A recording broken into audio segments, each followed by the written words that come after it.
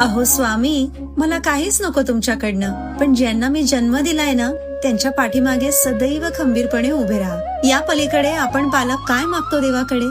आई वडील इतकी वर्ष सातत्याने देवावर श्रद्धा ठेवतात, तेव्हाच त्याचे लाभ पिढ्यानं पिढ्या संपूर्ण कुटुंबाला होत असतात. आपल्याला जसा झाला तसाच आपल्या मुलांनाही व्हावा म्हणून आपण सगळेच देवापुढे नतमस्तक होत असतो. लोक म्हणतात जर सगळं नशिबात आहे तर मग देव काय करतो?